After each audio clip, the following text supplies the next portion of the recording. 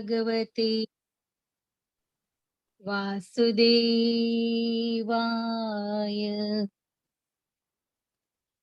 मंगलाचरण।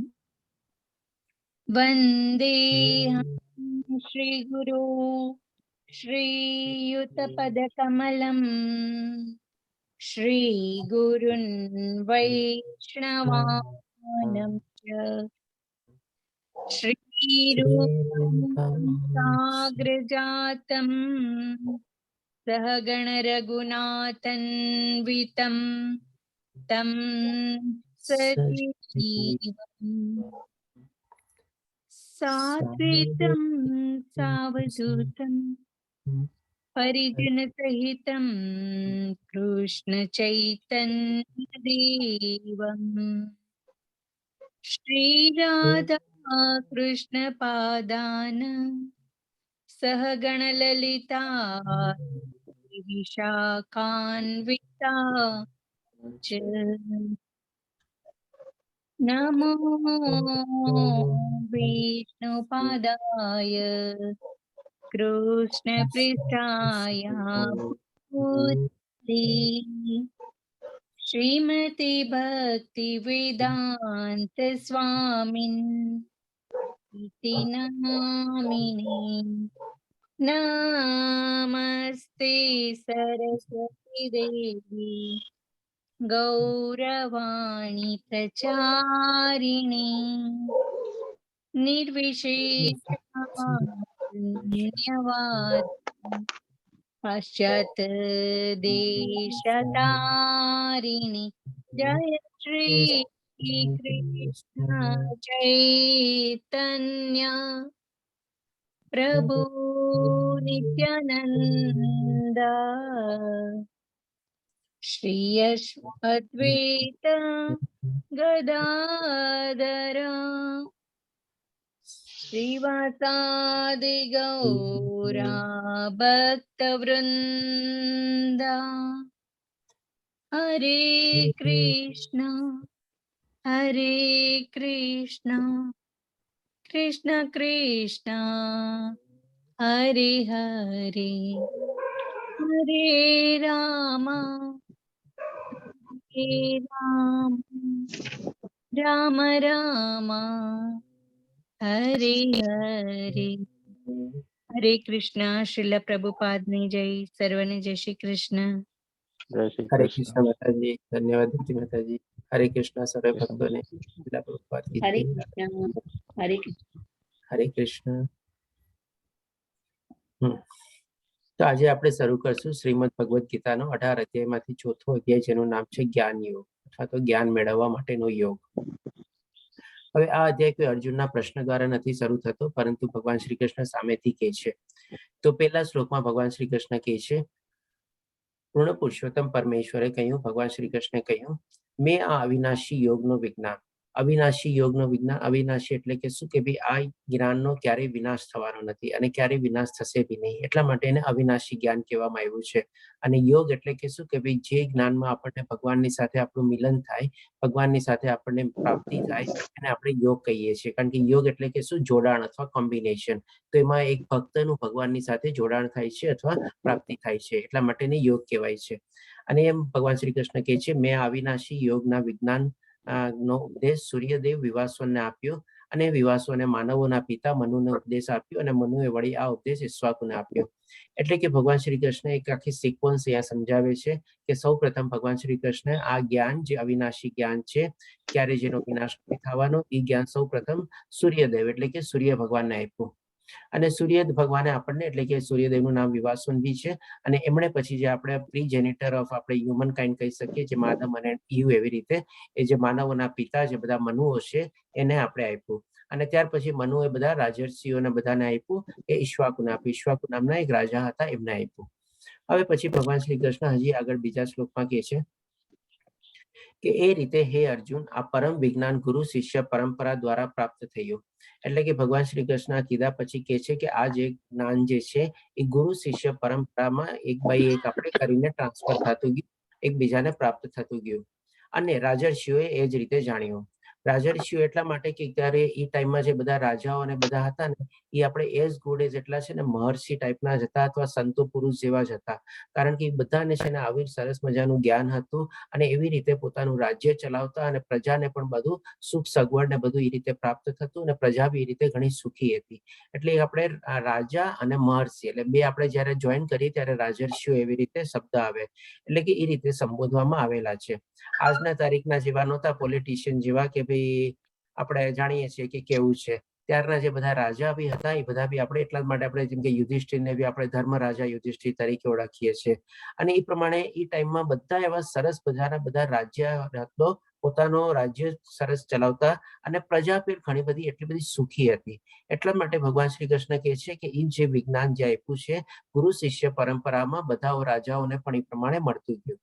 અને પછી કહે છે કે ભાઈ પરંતુ એટલે કે શું થયું હવે કાળાંતરે એટલે કે સમયના અંતરે, કાળાંતરે એટલે કે સમયના અંતરે આ પરંપરા તૂટી ગઈ. કઈ પરંપરા તૂટી ગઈ? જે ભગવાન શ્રી કૃષ્ણ વર્ણવે છે કે ભાઈ પહેલા ભગવાન શ્રી કૃષ્ણ સૂર્યદેવને આપ્યું, સૂર્યદેવ મનુને આપ્યું, મનુ ઈક્ષ્વાકુને આપ્યું, ઈક્ષ્વાકુએ પછી જે બધા રાજા અને મહર્ષિઓ બધા આપણે એ પ્રમાણે જ્ઞાન પ્રાપ્ત કર્યું. એટલે કે ગુરુ શિષ્ય પરંપરામાં જે પ્રમાણે ભગવાન શ્રી કૃષ્ણે વર્ણવેલી છે એ સિક્વન્સમાં ચાલતું હતું. એટલે કે એ સિક્વન્સ તૂટી ગઈ, એટલે કે પરંપરા તૂટી ગઈ. અને જે પરંપરા જયારે તૂટી જાય એટલે કે માની લો એક સરસ મજાની ચેન રૂપે બધું ચાલતું હોય અને ચેન વચ્ચે તૂટી જાય એટલે કે પછી એમાં બધા લોકોને પોતપોતાના પ્રમાણે મંતવ્ય પ્રગટ કરવાનો મોકો મળી જાય અને એમાં પછી કંઈક ને કંઈક ભેળસેળ થાય કે કંઈક ને કંઈક પોલ્યુશન આવી જાય, કંઈક ને કંઈક મિશ્રણ આવી જાય, એવી રીતે. એટલે કે જે યથાર્થ રૂપમાં જ્ઞાન હતું અથવા તો જે ઓરિજિનલ જ્ઞાન હતું એમાં ઘણું બધું આપણે સમજી શકીએ છીએ કે ડાયલ્યુશન અને પોલ્યુશન ટાઈપનું આવી ગયું એ રીતે. તો ભગવાન પણ પોતે કહે છે કે કાળાંતરે આ પરંપરા તૂટી ગઈ અને તેથી એટલે કે ફળ સ્વરૂપે શું થયું, આ વિજ્ઞાન યથાર્થ રૂપમાં લુપ્ત થયેલું જણાય છે. એટલે કે એ જે સાચા રૂપમાં જે જ્ઞાન હતું એ આસ્તે આસ્તે ભગવાનને જણાય છે કે હવે આ લુપ્ત થાય છે, એટલે કે ગાયબ થાય છે એના જેવું લાગે છે. અથવા તો બહુ વધારે પોલ્યુટેડ અથવા મિશ્રિત ટાઈપનું જ્ઞાન થઈ ગયું છે, કારણ કે બધા પોતપોતાના એમાં મંતવ્યો ભેળવી દીધા છે અને એ પ્રમાણે ચલાવે છે. એટલે કે ઓરિજિનાલિટી જે જ્ઞાનની હતી એ ભગવાન શ્રી કૃષ્ણના મત પ્રમાણે લુપ્ત થતી જણાય છે ભગવાનને. એટલા માટે પછી ભગવાન શ્રી કૃષ્ણ કહે છે હવે ત્રીજા શ્લોકમાં, તો આપણે એની પહેલા આપણે જોઈ લઈએ કે આપણે ક્યારે ઓરિએન્ટેશન ડે ક્લાસ લીધો હતો કે ત્યારે આપણે જાણ્યું હતું કે ભાઈ આપણે ઇસ્કોનની ભગવદ્ ગીતા આપણે શું કામે ફોલો કરીએ છીએ. આપણે ત્યારે મેં આપને કીધું હતું કે આપણે ચોથા અધ્યાયમાં જ્ઞાન યોગમાં જાણશું કે આ જ્ઞાન જે છે આપણે ગુરુ શિષ્ય પરંપરામાં પ્રાપ્ત કરવું જોઈએ. તો એ ગુરુ શિષ્ય પરંપરામાં આપણે જે ઇસ્કોનના જે સ્થાપક આચાર્ય છે શ્રીલા પ્રભુપાદજી, એમનો આપણે સિક્વન્સમાં જોઈ લઈએ કે કેવી રીતે આવે છે. તો જે પ્રમાણે સિક્વન્સ ભગવાન શ્રી કૃષ્ણ વર્ણવેલી હતી કે કૃષ્ણ ભગવાને બ્રહ્મા, પછી એમના પુત્ર નારદ, વ્યાસ, માધવ આ બધા એટલે કે ત્યારથી લઈને અત્યારે જે લગભગ 5000 વર્ષની અંદરમાં જે મુખ્ય અથવા જે અગત્યના જે બધા આવા સંત ઋષિ અને મહાપુરુષો જે થઈ ગયા જે ઈ આપણે ગુરુ શિષ્ય પરંપરામાં આપણે ચાલ્યા આવે છે, એમાં આપણે જોઈએ છીએ કે ભાઈ આપણે ભક્તિ વેદાંત સ્વામી પ્રભુપાદનો આપણે 32મો નંબર આવે છે. એટલે કે ઈ ગુરુ શિષ્ય પરંપરામાં જ ઈ જ્ઞાન ચાલ્યું આવે છે અને ઓરિજિનલ રૂપમાં ચાલ્યું આવે છે, યથાર્થ રૂપમાં ચાલ્યું આવે છે. એટલા માટે આપણે ઇસ્કોનની ભગવદ્ ગીતા ફોલો કરીએ છીએ. બાકી આજની તારીખમાં બી આપણે જોઈએ છીએ કે ઘણી બધી એવી માર્કેટમાં ભગવદ્ ગીતા આપણને મળે છે, પણ બધી જગ્યાએ આપણે જેન્યુઅન સોર્સ અથવા ઓરિજિનલ સોર્સ પ્રમાણે ઘણીવાર આપણને એમ થાય કે ભાઈ આ છે કે નથી. તો એ પ્રમાણે આપણે જો ઇસ્કોનની પ્રમાણે આપણે ભગવદ્ ગીતા ફોલો કરતા હોઈએ તો એ આપણે યથાર્થ રૂપમાં જે પ્રમાણે ભગવાન શ્રી કૃષ્ણ કહે છે ગુરુ શિષ્ય પરંપરામાં જ્ઞાન આપણે એકબીજાને ટ્રાન્સફર થતું ગયું એ રીતે આપણે એને ફોલો કરીએ છીએ. હવે પછી જયારે ભગવાનને લાગે છે કે આ જ્ઞાન લુપ્ત થતું ગયું છે એટલા માટે પછી ભગવાન હવે ત્રીજા શ્લોકમાં જણાવે છે કે તે જ આ પ્રાચીન યુગ એટલે કે જે જ્ઞાન ભગવાન શ્રી કૃષ્ણે જે સૂર્ય ભગવાનને આપેલું હતું પછી મનુને મળ્યું, મનુ પછી ઈક્ષ્વાકુને મળ્યું, એટલે કે ઈ જ જ્ઞાન એટલે તે જ જ્ઞાન એટલે કે તે જ આ પ્રાચીન યોગ એટલે કે ઈ જ જ્ઞાન ભગવાન શ્રી કૃષ્ણ કહે છે પરમેશ્વર સાથેના સંબંધનું વિજ્ઞાન આજે હું કહી રહ્યો છું. એટલે કે ભગવાન યથાર્થ રૂપે એઝ ઇટ ઇઝ પોતાના કંઠસ્થથી પોતાના મુખેથી એ જ્ઞાન પછી અર્જુનને પ્રદાન કરે છે. બધાને મ્યુટ કરી દઉં છું, પ્લીઝ પોતાને મ્યુટ રાખજો. તો એ રીતે ભગવાન શ્રી કૃષ્ણ કહે છે કે એ જ ઓરિજિનલ રૂપમાં જે જ્ઞાન જે હતું એ આજે હું તને ફરીથી અત્યારે પ્રસ્તુત કરી રહ્યો છું. પછી સુકામે કહે છે કે ભાઈ સુકામે કરી રહ્યો છું તો એનું કારણ કે છે, કારણ કે તું મારો ભક્ત તથા મિત્ર છે અને તેથી આ વિજ્ઞાનના દિવ્ય રહસ્યને સમજી શકે છે. આનામાંથી પણ આપણે એક નાનકડી લર્નિંગ લેવાની છે કે ભાઈ આજે આપણે પણ અત્યારે ભગવદ્ ગીતાનો આપણે અધ્યયન કરીએ છીએ, અત્યારે આપણે સરસ મજાનો આ યજ્ઞ કરી રહ્યા છીએ આપણે. તો જે પ્રમાણે ભગવાન શ્રી કૃષ્ણ કહે છે ને કે ભાઈ ભગવદ્ ગીતાને સમજવી, એના માટે શું છે, આપણે ભક્ત બનવું પડે. આપણી પાસે અત્યારે બધો મોકો નથી કે ભગવાન શ્રી કૃષ્ણ આપણી સામે હોય ને આપણે એના મિત્ર તરીકે મળીએ, અત્યારે આપણી સામે આવી શકે. જે પ્રમાણે અર્જુનની સામે હતા ભગવાન શ્રી કૃષ્ણ, જાણે ભગવાન શ્રી કૃષ્ણ કહે છે તું મારો ભક્ત અને મિત્ર છો. તો એટલીસ્ટ આપણી પાસે અત્યારે ભગવાનનો ભક્ત બનવાનો તો સરસ મજાનો અવસર છે અને એને આપણે ગુમાવવો ન જોઈએ. અને જ્યારે ભક્ત બનીને આપણે ભગવદ્ ગીતાનું અધ્યયન કરીએ છીએ, પઠન કરીએ છીએ, એને વાંચીએ છીએ, એને આપણે બુદ્ધિમાં અવતારીએ છીએ, એને સમજવાની કોશિશ કરીએ છીએ, પછી એનું આચરણ કરવાની કોશિશ કરીએ છીએ, ત્યારે શું છે, આપણને આ જે વિજ્ઞાન છે એના જે બધા દિવ્ય રહસ્યો જે છે, બધા ટોપ અને આધ્યાત્મિક સિક્રેટ બધા, એ આપણે સમજી શકીએ છીએ. નહીં તો શું છે, આપણી સામે જે માની લે આપણે એક પુસ્તકને વાંચવી છે અને એ રીતે આપણે ભગવદ્ ગીતાને જો વાંચી લઈએ અને 2, 5, 10 વખત બી વાંચીએ તો આપણને કોઈ જાતનો લાભ ન થાય. એટલા જ માટે આપણે પ્રથમ અધ્યાયમાં બી જોયેલું હતું કે આપણે અર્જુનની તરીકે આપણે આ ભગવદ્ ગીતાને સમજવાની કોશિશ કરવાની છે અને એવી રીતે એ બોધ જ્ઞાનને આપણી અંદર ઉતારવાની આપણે કોશિશ કરવાની છે. તો જ આપણને સરસ મજાનું જ્ઞાન મળશે. જે પ્રમાણે અર્જુનના બધા ડાઉટ દૂર થયા, મોહથી બધા જે મોહ માયાના હિસાબે પોતે યુદ્ધ લડવા નહોતો માંગતો, એ પ્રમાણે બધું જ્ઞાન પ્રાપ્ત કરીને પછી કહે છે ભગવાન શ્રી કૃષ્ણને કે ભાઈ કરીશ્ય વચનં તવ, એટલે કે એ જ પ્રમાણે જો આપણે પણ કરીએ અને જ્ઞાનને કેળવવાની કોશિશ કરીએ તો આપણને પણ એ બધું જ્ઞાન આપણને સમજી શકાય. કારણ કે બધું રહસ્ય જ્ઞાન છે, આપણને બાકી બધા કોઈ પુસ્તકમાંથી આ ભગવદ્ ગીતાનું જ્ઞાન મળી શકે એમ છે નહીં. તો આ રીતે જ્ઞાનને આપણે સમજીએ તો આપણને ફાયદો થઈ શકે છે. આપણે એટલે કે આપણે અર્જુન બનીને આપણે આ જ્ઞાન પ્રાપ્ત કરવાની આપણે કોશિશ કરવાની છે. અને જો ભગવદ્ ગીતાનું બી આપણે રેગ્યુલરલી પઠન કરતા હોઈએ તો પણ આપણે એ સરસ રીતે ભગવાનના ભક્ત બનીને આપણે એને પઠન કરવાનું છે, નહીં કે કોઈ આપણે એક ઓર્ડિનરી પુસ્તક પ્રમાણે આપણે જેમ વાંચતા હોઈએ અથવા ગોથ્રુ કરી જઈએ એવી રીતે નહીં. આપણે એક એક ચીજ આપણે સમજીને આપણે કરવાની છે. તો હવે જ્યારે ભગવાન શ્રી કૃષ્ણ કહે છે ત્યારે હવે જેમ અર્જુનના મનમાં બી એક પ્રશ્ન થાય છે, જેમ આપણા મનમાં બી કદાચ થઈ શકે, ત્યારે અર્જુન પૂછે છે કે ભાઈ પણ કેવી રીતે, તમે તમારા સમકાલીન છો. હવે જે પ્રમાણે ભગવાન શ્રી કૃષ્ણ કીધું કે ભાઈ આ જ્ઞાન મેં સૌપ્રથમ પહેલા સૂર્યદેવને આપ્યું, સૂર્યદેવે મનુને આપ્યું, મનુએ ઈક્ષ્વાકુને આપ્યું.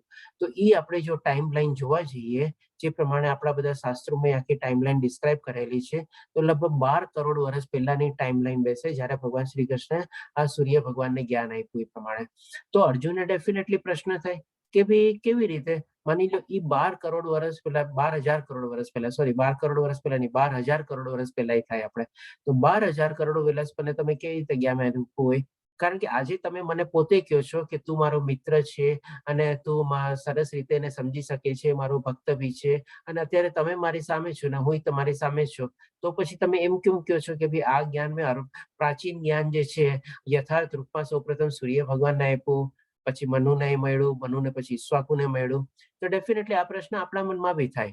પણ અર્જુન તો સરસ મજાનો શિષ્ય હતો અને એ જાણતો હતો કે ભાઈ કેવી રીતે પ્રશ્ન કરવા. એટલે કે આમ આશ્ચર્યચકિત થઈને અથવા વિસ્મય પામીને ભગવાન શ્રી કૃષ્ણને પૂછે છે, એમની કે કોઈ ઇન્ટ્રોગેટિવ અથવા ઇન્વેસ્ટિગેશન ટાઈપથી નહીં, પણ એક વિનમ્ર ભાવથી વિનીત થઈને એ પ્રમાણે પૂછે છે, પણ કેવી રીતે? અરે આપ તો મારા સમકાલીન છો.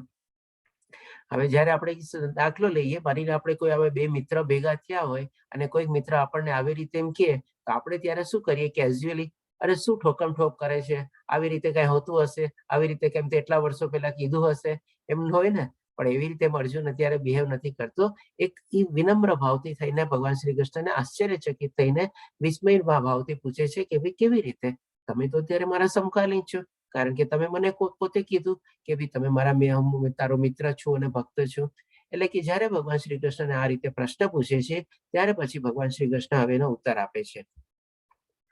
તો 5મા શ્લોકમાં ભગવાન શ્રી કૃષ્ણ કહે છે, શ્રી ભગવાન બોલ્યા, હે અર્જુન, તારા અને મારા ઘણા જન્મો થઈ ગયા, હું એ બધાને યાદ રાખી શકું છું, પણ હે પરંતપ તું તેને યાદ રાખી શકતો નથી.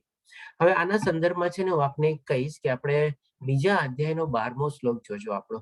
જ્યારે આપણે 11 શ્લોકમાંથી લઈને 30મા શ્લોક સુધી ભગવાન શ્રી કૃષ્ણ આત્મજ્ઞાન આપે છે અને એ શ્લોક આપણે શરૂઆતમાં લીધેલો બી હતો ત્યારે કે ભાઈ જે છે આપણે ન ત્વે વાહમ જાતુ નાશમ એ વાળો શ્લોક આપણે છે ને આપણે. ન ત્વેવાહમ જાતુ નાસમ ન ત્વમ નેમે જનાધિપા ન ચૈવ ન ભવિષ્યમ સર્વે વયમત પરમ. એટલે કે ભગવાન શ્રી કૃષ્ણ કહે છે કે ભાઈ ન એવું નહોતું ક્યારેય કે ન રહ્યો હોઉં હું કે ન રહ્યો હોઉં તું કે ન આ બધા રાજા રહ્યા હોય, અને એવું પણ નથી થવાનું કે ભવિષ્યમાં પણ આ બધા ન હોય. એટલે કે ઈ શ્લોક અને આ શ્લોકને તમે જ્યારે કનેક્ટ કરશો ત્યારે તમને છે ને થોડું ઘણું વધારે ક્લિયર થશે. કારણ કે ઘણી વાર શું હોય છે કે ભાઈ આપણે ત્યારે સમજવા ખાતર સમજી લીધું, પણ આપણા શું વધારે સંપૂર્ણ રીતે આપણને ક્લિયર ન થયું હોય કે કેમ ત્યારે ભગવાને આમ કીધું આપણને. ત્યારે આપણે ડેફિનેટલી રીતે સમજાતા આત્મજ્ઞાન કેળવવા માટે કે ભાઈ આત્મા ક્યારે નાશ પામતી નથી એવી રીતે. પણ હવે જયારે અત્યારે અહીંયા ભગવાન કહે છે કે ભાઈ તારા અને મારા ઘણા જન્મો થઈ ગયા છે, હું બધાને યાદ રાખી શકું છું પણ તું એને યાદ રાખી શકતો નથી. અને ઈ શ્લોક ટાઈમે જો એટલા જ માટે ભગવાન શ્રી કૃષ્ણે કીધું હતું, કારણ કે ભગવાન શ્રી કૃષ્ણને યાદ છે બધું, એટલા માટે ત્યારે એમ કીધું હતું કે ભાઈ એવું નથી કે ન રહ્યા હોય હું હો કે ન રહ્યો હોઉં તું કે આ બધા રાજા નો રહ્યા હોય, અને એવું પણ નથી કે ભવિષ્યમાં બી આ બધા નહીં હશે. હવે ઈ બંનેને જયારે આપણે સમજીએ ત્યારે આપણને એકદમ વાત ક્લિયર થઈ જાય કે આપણી સામે અત્યારે જે ભગવાન શ્રી કૃષ્ણ જે જ્ઞાન પ્રદાન દેવા જઈ રહ્યા છે એ ત્રિકાળ જ્ઞાની છે. એટલે કે એને ત્રણેય પ્રકારનું જ્ઞાન છે, ભૂતકાળનું, વર્તમાનનું અને ભવિષ્યનું. તો જ આટલી ઓથોરિટી અને આટલા પાવરથી ત્યારે કહી શકીએ. ત્યારે પણ એ અર્જુનને કીધું, અને અત્યારે પણ અર્જુન જયારે પૂછે છે કે તમે મારા સમકાલીન છો કેવી રીતે, તો એ જ રીતે ભગવાન શ્રી કૃષ્ણ અહીંયા ઓર ક્લિયરલી કહે છે કે ભાઈ હું બધાને યાદ રાખી શકું છું પરંતુ તું એને યાદ રાખી શકતો નથી. એટલે કે આ રીતે આપણે અહીંયા એક ચીજ સમજી શકીએ છીએ કે ભગવાન આપણે ત્રિકાળ જ્ઞાની હતા અને એમને બધું જ્ઞાન હતું. એટલા માટે ભગવાન શ્રી કૃષ્ણ હવે એને કહે છે કે જે 12,000 કરોડ વર્ષ પહેલા બી ભગવાન શ્રી કૃષ્ણ જયારે સૂર્ય ભગવાનને જ્ઞાન આપ્યું હતું એ પણ અત્યારે એને યાદ હતું, અને એ પ્રમાણે અર્જુનને બતાવે છે. હવે પછી ભગવાન શ્રી કૃષ્ણ આપણે એ સમજ્યા પહેલા એક અહીંયા ટાઈમ લાઈન જોઈ લઈએ કે ભાઈ આપણે જાણ્યું હતું કે ભાઈ આપણે આ ભગવદ્ ગીતામાંથી 5 સબ્જેક્ટ મેટર આપણે સમજશું. આપણે કોઈ મને કહી શકશે કે આ 5 સબ્જેક્ટ મેટર આપણે જાણી શકશું? નવા ભક્તોમાંથી કોઈ કહેશો તો મને બહુ ખુશી થશે. ચેટ બોક્સમાં ટાઈપ કરી શકો છો અથવા અનમ્યુટ કરીને બોલી શકો છો. તમને ખ્યાલ હોય તો આપણે એક એક્ઝામ્પલ બી લીધો તો કે કોઈ બી આપણે ચોપડી ખરીદીએ એની પહેલા આપણે જોઈએ બી એમાંથી આપણને શું ચીજ જાણવા મળશે અથવા એનો સબ્જેક્ટ મેટર શું છે. આપણે જી અક્ષય પ્રભુજી, ભગવાન, જીવ, પ્રકૃતિ, કર્મ, કાળ. અરે વાહ, ધન્યવાદ અક્ષય પ્રભુજી, બહુ સરસ જવાબ આપ્યો આપે તો. ઓકે, ખૂબ સરસ, ખૂબ ખુશી થઈ, આટલો ફટાફટ જવાબ મળી ગયો એક જ વારમાં, એકદમ બધો પરફેક્ટ એકદમ. ઓકે, તો ડેફિનેટલી આપણને 5 ચીજની જાણ થાય છે એમાંથી. ભગવાન વિશે તો ડેફિનેટલી આ અધ્યાયમાં આપણને ભગવાન વિશે આપણને ઘણું બધું જ્ઞાન મળશે આપણને, અને જીવ પ્રત્યે એટલે કે જે બીજા અધ્યાયમાં આત્મા વિશે જ્ઞાન આપણને મળ્યું. ત્રીજું ચીજ પ્રકૃતિ, જે આપણે આગલા અધ્યાયોમાં જાણશું સરસ રીતે આખો ડિટેલમાં. અને પછી આપણને કર્મ, જે આપણે ગઈકાલે ત્રીજો અધ્યાય કર્મ યોગ કવર કર્યો, અને આવતીકાલે બી આપણે કર્મયોગ છે એ પણ કવર કરશું. અને પાંચમું જે ચીજ છે કાળ, એટલે કે કાળ એટલે કે સમય. તો એ આપણે થોડું ઘણું ટાઈમલાઈન અહીંયા સંક્ષિપ્તમાં સમજી લઈએ. આખું આનું ડિટેલમાં ડિસ્ક્રિપ્શન નથી આપણે, કારણ કે આ ટાઈમલાઈન એટલી બધી મોટી છે કે ભાઈ આપણા તો ગણતરીની બહાર છે આપણે. કારણ કે એમાં જે પ્રમાણે ટાઈમલાઈન ને મિલિયન્સ અને ટ્રિલિયન્સ ઓફ યર્સમાં છે, આપણે કદાચ એટલી સેકન્ડ બી આપણે આ જીવનમાં કદાચ રહેવાના નથી. તેમ છતાં બી આપણે સંક્ષિપ્તમાં સમજી લઈએ. આપણે સૌપ્રથમ આપણે એકદમ નીચેથી શરૂ કરીએ. આપણે રાઈટ હેન્ડ સાઈડથી આપણે, જેમ કે કલિયુગથી આપણે, એટલે કે 4,32,000 નું કલિયુગ છે આપણે. હવે એને આપણે 2 ગુણીએ એટલે આપણે આવે દ્વાપરયુગ, એટલે કે 8,64,000 વર્ષનું. અને કલિયુગને જ આપણે 3 ગુણીએ એટલે આવે ત્રેતાયુગ, એટલે કે 12,96,000 વર્ષનું.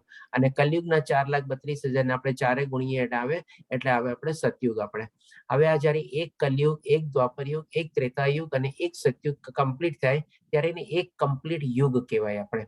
અને એક કમ્પ્લીટ યુગ એટલે એને 4 ગુણીએ એટલે કેવા થયો આપણા 4 યુગ આપણે, એટલે કે લગભગ 4.32 મિલિયન યર્સ. આને કહેવાય આપણે દિવ્ય યુગ. હવે આ દિવ્ય યુગ એટલે કે આપણે થયું મન્વંતરા. મન્વંતરા એટલે કે બ્રહ્માજીના પુત્રો, જેને આપણે સૃષ્ટિને આગળ વધારી હતી. એવા 14 મનુ હતા, એના આપણે નામની પ્રમાણે પણ લેશું. તો હવે આવા જે છે દિવ્ય યુગ, આવા 71 દિવ્ય યુગ થાય, કમ્બાઈન થાય ત્યારે જેને એક મન્વંતર કમ્પ્લીટ થાય. તો એવા 14 મન્વંતર છે ભગવાન બ્રહ્માજીના. અને એક મન્વંતર એટલે કે 14 આવા 14 મન્વંતર કમ્પ્લીટ થાય એટલે કે બ્રહ્માજીનો અડધો દિવસ થાય. જેમ આપણે આખા દિવસની અંદર આપણે બોલીએ છીએ દિવસ, પણ એમાં દિવસનો ભાગ 12 કલાકનો હોય છે ને રાત્રિનો ભાગ બી 12 કલાકનો હોય છે, કહેવાય છે દિવસ. તો એવી જ રીતે બ્રહ્માજીના બી આપણે આવા 14 મન્વંતર એટલે કે દિવસનો ભાગ કહેવાય, એટલે કે અડધો દિવસ થયો. અને એવી જ રીતે ક્યારેક આપણે દિવસ અને સંધ્યામાં લાંબી ટૂંકી હોય છે શિયાળા અને ઉનાળા પ્રમાણે, એટલે કે 15 સંધ્યા લઈએ આપણે, એટલે કે એક મન્વંતરને 14 ગુણીએ એટલે બ્રહ્માજીના આવા 14 મન્વંતર એટલે અડધો દિવસ, અને પ્લસ એવા 15 મન્વંતર એટલે બ્રહ્માજીનો એક કમ્પ્લીટ દિવસ થયો. એટલે હવે એક દિવસને આપણે જયારે 365 ગુણીએ એને કહેવાય છે બ્રહ્માજીના એક દિવસને આપણે કલ્પ, એટલે કે એક દિવસ ઇન્ટુ 365 એટલે કે બ્રહ્માજીનું એક વર્ષ, અને એને આપણે 100 ગુણીએ એટલે કે બ્રહ્માજીનું આયુષ્ય આવી ગયું. એટલે કે ઈ બ્રહ્માજીનું આયુષ્ય લગભગ આપણે લગભગ 36,000 કલ્પ જેવું થાય છે આપણે, કારણ કે આમાં શું છે, આપણે 360 દિવસનું લ્યુનાર કેલેન્ડર હોય છે, સોલાર કેલેન્ડર હમણાં ફોલો નથી થતું આપણે વૈદિક ગણતરીમાં આપણે. એટલે કે શું છે, એક દિવસને આપણે 365 નથી ગુણવાના પણ 360 ગુણવાના છે, અને 360 ઇન્ટુ 100 વર્ષ એટલે કે 36,000 કલ્પ થયા આપણે. અને આ 36,000 કલ્પ એટલે કે લગભગ આપણે ગણતરી કરીએ તો આપણા 311.04 ટ્રિલિયન યર્સ જેવું આપણે ગણતરી થઈ. અને જ્યારે બ્રહ્માજીનું આ આયુષ્ય કમ્પ્લીટ થાય છે ત્યારે આખું વિનાશ થાય છે અને ફરીથી પુનઃસર્જન થાય છે. તો અત્યારે આપણે લગભગ 7મા મન્વંતરમાં આપણે જીવીએ છીએ બ્રહ્માજીના પણ લગભગ 50 વર્ષ કમ્પ્લીટ થઈ ગયા છે, હજી 50 વર્ષ બાકી છે આપણે.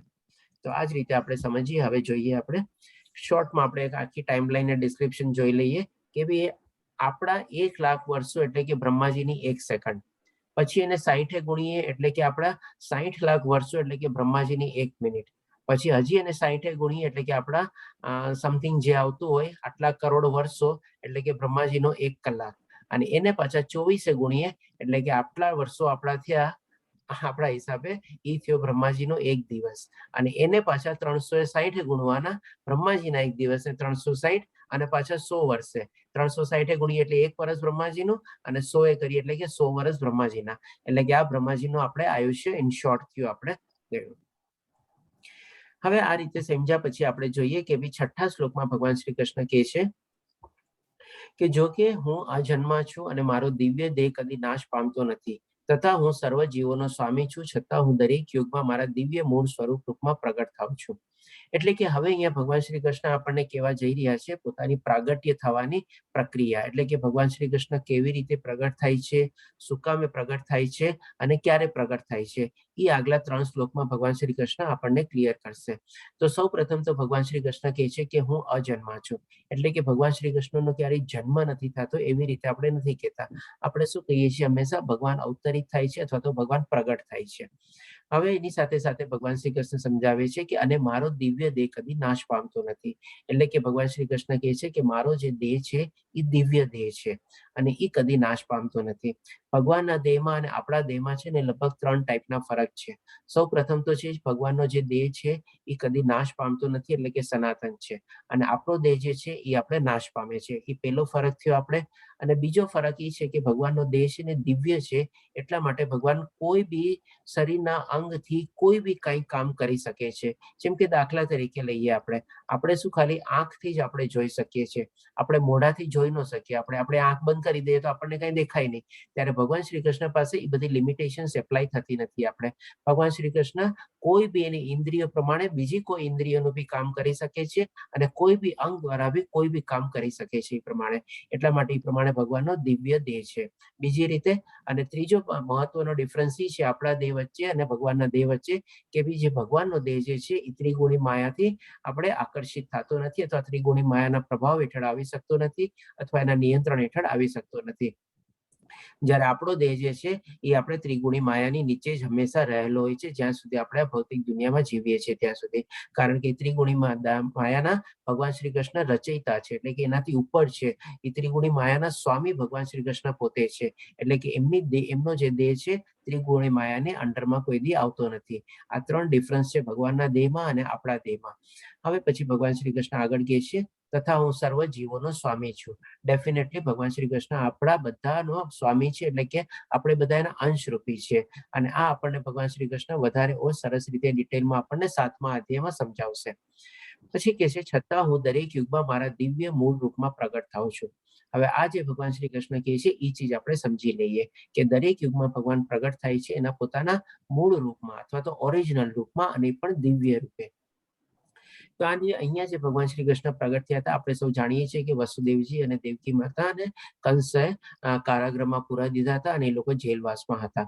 તો ત્યારે ભગવાન શ્રી કૃષ્ણ જ્યારે પ્રગટ થાય છે ત્યારે સૌ પ્રથમ પહેલા વસુદેવજીના હૃદયમાં પ્રગટ થાય છે. વસુદેવજીના હૃદયમાંથી પ્રગટ થઈને પછી દેવકીના હૃદયમાં પ્રગટ થાય છે અને દેવકીના હૃદયમાં પ્રગટ થઈને પછી ગર્ભાશ્રી દ્વારા આપણે બહાર આવે છે અને એ રીતે ઓરિજિનલ રૂપમાં આવે છે ત્યારે. એટલે કે ઓરિજિનલ રૂપ કયું છે ભગવાનનું? મૂળ રૂપ કયું છે? તો કે ચતુર્ભુજ રૂપ છે.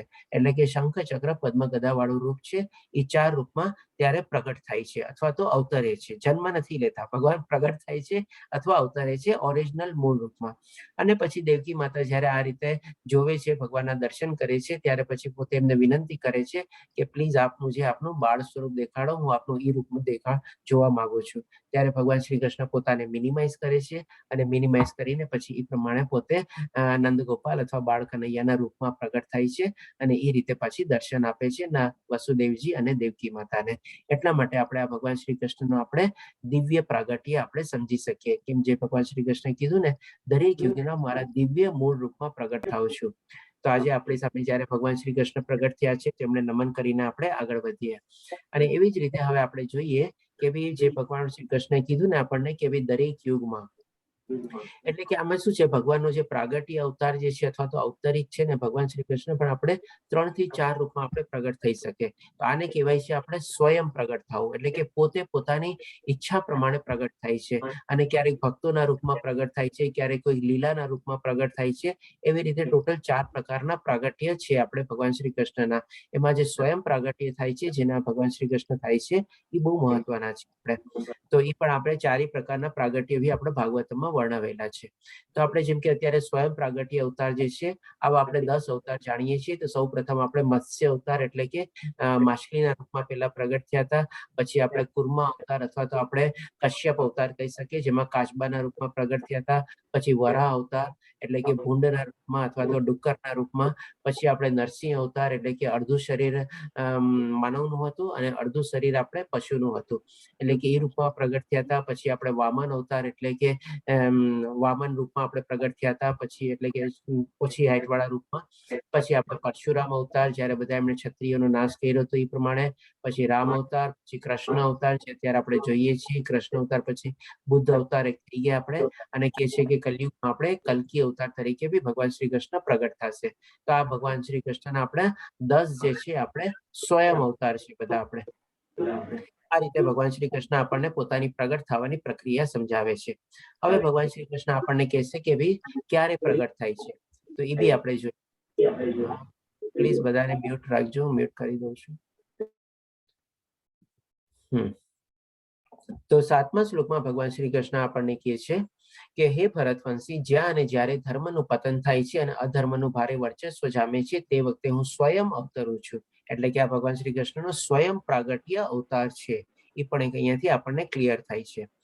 તો હવે અહીંયા આપણે જોઈએ કે ધર્મ અને અધર્મ. હવે આમાં કોણ મને કહેશે કે ધર્મ અને અધર્મ, ત્યારે તો એવા બધા કોઈ ધર્મ હતા નહીં કે હિન્દુ, મુસ્લિમ, ક્રિશ્ચિયન. તો પછી અહીંયા ભગવાન શ્રી કૃષ્ણ ધર્મ અને અધર્મની આપણે વ્યાખ્યા શું સમજવાની છે આપણે? હરે કૃષ્ણ. હરે કૃષ્ણ પ્રભુજી. જી પ્રભુજી. આપણે ધર્મનું સાર્થક નામ છે પ્રભુજી મારું. હરે કૃષ્ણ સાર્થક પ્રભુજી. જી બોલો. ત્યારે ધર્મ અને અધર્મનું એ રીતના કહેવા માંગે છે કે આપણે કોઈ પણ સત્ય ને સત્ય કેમ હોય છે કે ભાઈ આ કોઈ પણ એવું કામ કરીએ છીએ તો કે ભાઈ આપણે આ ધર્મનું કામ છે. પછી ક્યારેક આપણાથી ચૂકતું કે એવું કઈ પણ એવું થઈ જાય ત્યારે આપણે એવું ડેફિનેશન આપીએ કે ભાઈ આ તો અધર્મનું કામ છે. બરાબર. એ રીતના આમાં કહેવા માંગે છે કે ભાઈ. ઓકે, ધન્યવાદ પ્રભુજી. ધેટ મીન્સ આપણે ધર્મ અને અધર્મને સત્ય અને અસત્યની સાથે આપણે સરખામણી કરી અને આપણો ઉત્તર બી આ મોરોલેસ બરોબર છે. હજી કોઈ બીજો ઉત્તર મળે આપણને? હરે કૃષ્ણ ભક્તોમાંથી. હરે કૃષ્ણ પ્રભુજી. હરે કૃષ્ણ. જી કોણ બોલે છે? પંકજ પ્રભુજી. જી બોલો પંકજ પ્રભુજી. અધર્મ એટલે કે બીજાને પીડા આપવી, બીજાને દુખી કરવા, એ અધર્મ કહેવાય. અને પ્રાણી માત્ર, જીવ માત્ર સેવા કરવી અને સત્યનું પાલન કરવું એ ધર્મ. મારા દ્રષ્ટિએ કોણથી એ છે એ ધર્મનું પાલન છે. બરાબર છે. ઓકે, આપનો જવાબ બી બહુ સરસ છે અને એકદમ મોરલેસ પરફેક્ટ જેવો જવાબ છે. સાર્થક પ્રભુજીનો બી સારો જવાબ. હરે કૃષ્ણ પ્રભુ. હરે કૃષ્ણ પ્રભુજી, બોલો. ધર્મ એટલે ફરજ ની વાત છે અહીંયા. ઓકે, ધર્મ એટલે ફરજ, બરોબર. કોણ પિંકલ પ્રભુજી બોલો છો? હા. ઓકે, બરોબર. ઓકે, ચાલો આપના બધા જે જવાબ આવ્યા, બધા જવાબ મોરલેસ એકદમ બરોબર છે. આપણે સત્ય અસત્યની સાથે આપણે કમ્પેર કરી શકીએ. ધર્મ એટલે કે આપણો આત્મધર્મ જે છે, આપણે ભગવાનની સેવા કરવી, એ આપણો ધર્મ છે એ પ્રમાણે. અને જી રાજેન્દ્ર પ્રભુજી, આપનો હેન્ડ રેઝ છે, બોલી શકો છો આપ બી. ધર્મ એટલે પ્રભુએ ચીંધવેલો માર્ગ, પ્રભુએ બતાવેલા માર્ગ ઉપર ચાલો એ ધર્મ. બરોબર. ઓકે, અને એનાથી વિપરીત માર્ગ ઉપર ચાલો એટલે અધર્મ. બરોબર. ઓકે, આપનો સંક્ષિપ્તમાં આવા જવાબ છે, પણ એકદમ પરફેક્ટ જવાબ છે એ બી. તો ડેફિનેટલી આ બધા એ પ્રમાણે, એટલે કે અહીંયા કોઈ ધર્મ અધર્મનો મતલબ કોઈ આપણે પર્ટિક્યુલરલી રિલિજિયન સાથે નથી. ઇન શોર્ટ કહેવાનો મતલબ એ છે. અને જે પ્રમાણે આપ બધા પોતપોતાનો મંતવ્ય જણાવ્યો, મોરલેસ આ બધાનો જવાબ એકદમ સાચો છે. કારણ દેટ મીન્સ આપ લોકો બધા સમજી શકો છો કે ધર્મ અને અધર્મની અત્યારે ડેફિનેશન કેવી રીતે થાય છે એ પ્રમાણે. તો એ જ રીતે આપણે જોઈ શકીએ છીએ કે એ ટાઈમમાં બી શું છે કે ભાઈ આવો ઘણો બધો અધર્મ પ્રવૃત્ત હતો. આપણે જેમ કે ભગવાન શ્રી કૃષ્ણ પોતે પ્રગટ થઈને ઘણા બધા એવા અસુરોનો નાશ કર્યો. આપણે જે લોકો આપણે જેમ કે ને કોઈને આપણે નુકસાન પહોંચાડવું, કોઈ કે જવાબ આપ્યો, તો આવી રીતે બધી અસુરી વૃત્તિઓ ચાલતી હતી, અસુરી પ્રવૃત્તિઓ ચાલતી હતી એ પ્રમાણે. અને કોઈ કે જવાબ આપ્યો કે ભાઈ આપણે આત્મા તરીકે ભગવાનની સેવા કરવી, તો એ લોકો બધા આવી બધી એક્ટિવિટીમાં પ્રવૃત્ત થયા હતા. તો એ બધી સેવાના માર્ગથી આપણે વિચલિત થઈ ગયા હતા. એ પણ આપણે રીતે રહી શકીએ. એટલે કે આ બધું પણ એ પ્રમાણે અધર્મ બધો પ્રવૃત્ત હતો. અને થોડે ઘણા અંશે આપણે એ પણ કહી શકીએ કે ભાઈ આપણે સ્ત્રીઓની પણ આપણે સુરક્ષા બરાબર હતી નહીં. એટલે એટલા જ માટે આપણે કહી શકીએ કે એટલી મોટી મહાસભામાં બી આપણે દ્રૌપદીને ચીરહરણ કરવામાં કરવામાં આવેલી હતી. એટલે કે આ બધો પણ એક ટાઈપનો અધર્મ આપણે ત્યાં પ્રવૃત્ત હતો. તો એ સંદર્ભમાં આપણે જાણી શકીએ છીએ અને જોઈ શકીએ છીએ, જે પ્રમાણે ભગવાન શ્રી કૃષ્ણ આપણને અહીંયા સમજાવવાની કોશિશ કરે છે કે જ્યાં અને જ્યારે ધર્મનું પતન થાય છે અને અધર્મનું ભારે વર્ચસ્વ જામે છે. એટલે કે શું છે કે ધર્મ જે છે ને, આપણે જે ભગવાનની આધ્યાત્મિક સેવા કરવાની છે, સત્યને નિહાળવાનું છે. સત્ય એટલે આત્મા, એટલે કે આત્મજ્ઞાન નિહાળવાનું છે, આપણે આત્મ સાક્ષાત્કાર કરવાનો છે. એ બધું સત્ય. સમત્વ ભાવ કેળવવાનો છે, બધા લોકો પ્રત્યે આપણે સમભાવ રાખવાનો છે. એ બધું આપણે સત્યની સાથે જ આપણે કેળવી શકીએ. હવે એ બધો જયારે એવો સ્વભાવ હોય એ ત્યારે સપ્રેસ થઈ ગયો, એટલે અથવા તો આપણે કહે ને કે ડોર્મેન્ટ કન્ડિશનમાં આવી ગયો. અને એની ઉપર શું અસત્ય, એટલે કે આપણે લોકોની નિંદા કરવી, ભગવાનની સેવામાંથી માર્ગમાંથી વિચલિત થઈ જવું, લોકોને પીડા પહોંચાડવી, લોકોને હાનિ પહોંચાડવી, આ બધું થઈ ગયું અધર્મ. આપણે એટલે કે એ અધર્મ ત્યારે ડોમિનન્ટ પોઝિશનમાં આવી ગયું અને ધર્મને આપણે સપ્રેસ થઈ ગયો અથવા ડોર્મેન્ટ કન્ડિશનમાં આવી ગયો, એટલે કે એને દબાવી દીધો. એટલે કે જ્યારે આપણે આવી રીતે અધર્મનું વર્ચસ્વ વધી જાય અને એ ધર્મને દબાવવાની કોશિશ કરે અથવા તો ધર્મને નષ્ટ કરવાની કોશિશ કરે, ત્યારે ભગવાન શ્રી કૃષ્ણ કહે છે કે હું પોતે સ્વયં અવતરું છું. હવે ભગવાન શ્રી કૃષ્ણ આપણને કહેશે હું શું કામે અવતરું છું. તો 8મા શ્લોકમાં આપણે એ પણ જાણી લઈએ. જે ભગવાન શ્રી કૃષ્ણ કહે છે, ભક્તોનો ઉદ્ધાર કરવા અને દુષ્ટોનો વિનાશ કરવા તથા ધર્મના સિદ્ધાંતોનો પુનઃસ્થાપના કરવા માટે હું સ્વયં. દરેક જગ્યાએ જો સ્વયં વર્ડ આપણે આવેલો છે અને પ્રગટ અથવા અવતરિત વર્ડ આપણે આવેલો છે. તો આ રીતે પણ આપણને ક્લિયર થઈ જાય છે કે ભાઈ આપણે આ ભગવાનના સ્વયં અવતાર હતા. આપણે કારણ કે આ બધી ચીજ બી આપણે એટલા માટે વારે ઘડી આપણે રિપીટ કરીને કહું છું, કારણ કે પછી આગલા શ્લોકમાં ભગવાન શ્રી કૃષ્ણ એ જ કહેશે કે જે લોકો આવા મારા પ્રાગટ્ય થવાની પ્રક્રિયાને બધું જાણી જાય છે એને મુક્તિ મળી જાય છે. એટલા માટે આપણે આ બધી ચીજ બી સમજવી જરૂરી છે. એટલા માટે ભગવાન શ્રી કૃષ્ણ કહે છે કે સાધના કરવા માટે હું સ્વયં દરેક યુગમાં પ્રગટ થાઉં છું. હવે કોઈ પણ આપણને પ્રશ્ન પૂછી શકે કે ભાઈ ચાલો, ભગવાન શ્રી કૃષ્ણ તો એટલા બધા પાવરફુલ હતા, એમની પાસે એટલી બધી શક્તિ હતી, જે પ્રમાણે અચ્છા આના સંદર્ભમાં મને કોણ કહેશે કે આપણે ભગવાન શ્રી કૃષ્ણનો 6 ઐશ્વર્ય જે પણ આપણે પહેલા અધ્યાયમાં કવર કર્યો હતો, ક્યાં ભગવાનના 6 ઐશ્વર્ય છે? એમાંથી એક તો મેં શક્તિ કહી દીધી ઓલરેડી, બાકીના 5 કોણ કહેશે મને? હરે કૃષ્ણ. ભગવાનના 6 ઐશ્વર્ય જોયા હતા આપણે. સમૃદ્ધિ, ખ્યાતિ, ત્યાગ, બરોબર. અક્ષય પ્રભુજી. સમૃદ્ધિ, ખ્યાતિ, ત્યાગ, સુંદરતા અને કરુણા. કરુણા, ધ્યાન, શું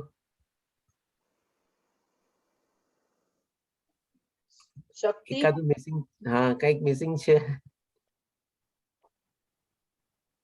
જ્ઞાન બોલ્યા ને કે ધ્યાન બોલ્યા?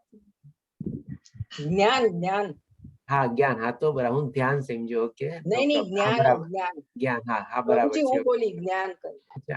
હા જય શ્રી માતાજી, હા જ્ઞાન, ઓકે બરાબર. તો આ રીતે આપણે ભગવાન શ્રી કૃષ્ણના જી અમિતા માતાજી આપનો હેન્ડ રેઝ છે, બોલી શકો છો. ના બસ એ આવી જ ગયા ને બધા, હું એ જ બોલવા જતી હતી પણ બધા આવી ગયા. ઈશ્વરી ઓકે બરાબર.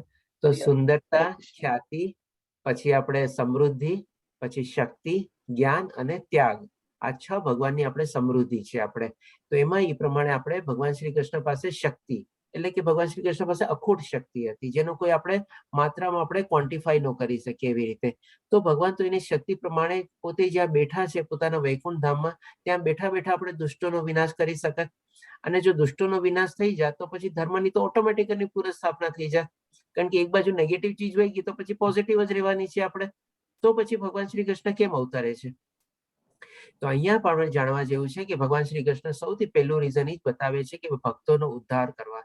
એટલે કે જ્યારે બી ભક્તોનો બોલાવો આવે છે, જ્યારે બી ભક્ત ભગવાનને યાદ કરે છે અથવા તો ભગવાનની આપણે આરાધના અથવા પ્રાર્થના કરે છે અને ભગવાનને આમંત્રિત કરે છે કે ભાઈ હવે આપ દર્શન આપો અથવા આવો, તો એ રીતે જ્યારે ભગવાન હંમેશા પોતે પ્રગટ થાય છે અથવા અવતરિત થાય છે, એ ભગવાનનો પહેલો ઉદ્દેશ હોય છે.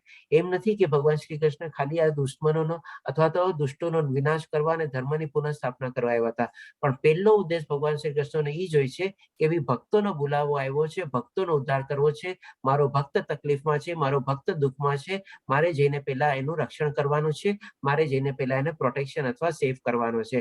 એ ભગવાનનો પહેલો ઉદ્દેશ હોય છે. હવે જ્યારે કોઈ માની લો મોટો માણસ કોઈ જગ્યાએ જતો હોય ત્યારે એ શું કોઈ એનું મેઇન ઉદ્દેશ બીજો હોય પ્રમાણે, પણ એ શું કે ભાઈ ચાલો જાઉં છું તો આ બધા નાના નાના કામ બી હું કરાવતો આવું.